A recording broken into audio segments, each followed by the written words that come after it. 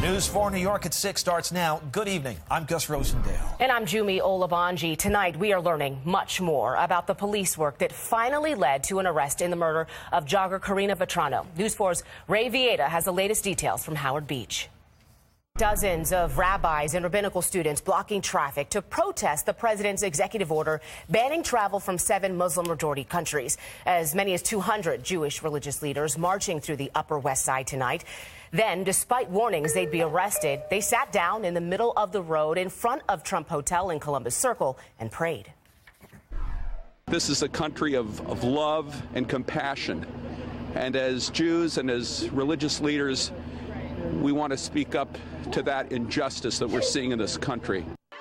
Police tell us 19 people were arrested. A number of groups sponsored the protest, including the Hebrew Immigrant Aid Society and the Multi-Faith Alliance for Syrian Refugees.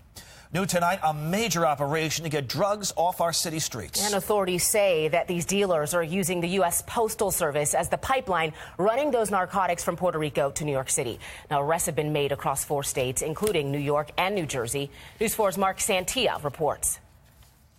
Dramatic moments playing out in a basilica when violence erupts from the pews, and it was all directed at the bishop. You want to take a look at this video. You see the bishop, Manuel Cruz, in the middle of prayer when that man in the white hat, identified by police as Charles Miller, just walks up and slugs him. It happened at the Cathedral Basilica of the Sacred Heart in Newark.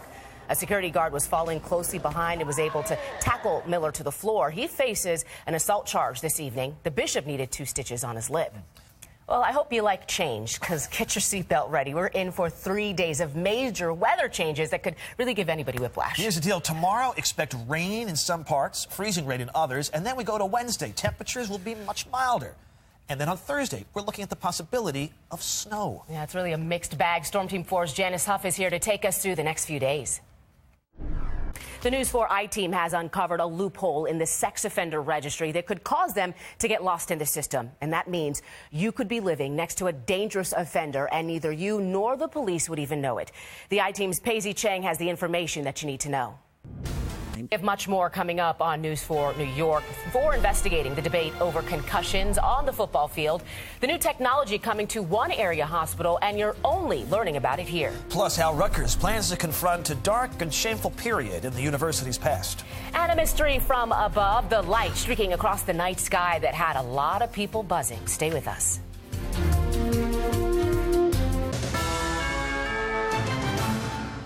Four investigates the future of the game of football, the debate over the safety of players. A Bronx assemblyman wants to ban tackling for kids under the age of 14. And tonight, News 4 is the first to tell you about some new technology coming to NYU Langone Concussion Center. John Chandler reveals the information he's been gathering for months.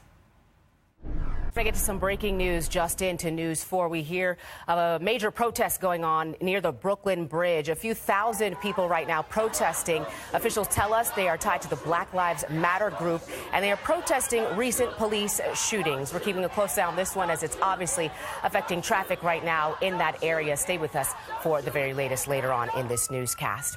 In the meantime, tonight, the NYPD investigating an attack on a 16-year-old girl that ended with her falling right onto the subway tracks. Here's what happened.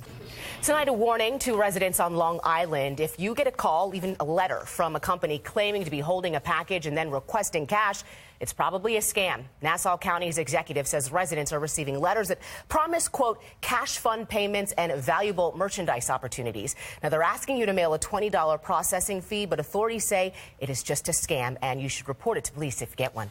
Twitter is cracking down on abuse and hate. The social media giant has started weeding out users who have been banned for abusive behavior. Those people now will no longer be able to create new accounts. Twitter is also creating a safe search feature that filters search results, removing tweets from muted accounts that could be potentially abusive.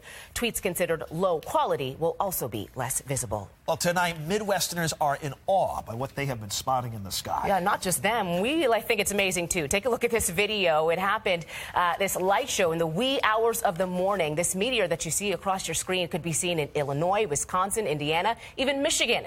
The National Weather Service tracked the meteor's travel over Lake Michigan, but right now it's not clear if it landed in the water or broke up in the sky.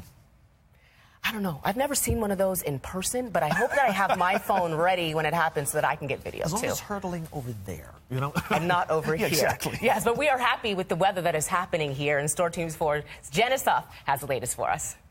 All right, thanks, Janice. Well, you know, Martha Stewart. Yes. She's got those skills. She can cook the mean roast. She throws all those fancy dinner parties. Yeah, but it's not always so easy for Martha, and it looks like she may have met her match during our last snowstorm. Take a look at a picture that she tweeted showing what happened when she tried to plow her way out of her own New York City home. The caption reads, "I decided to plow. Now I'm stuck. Darn."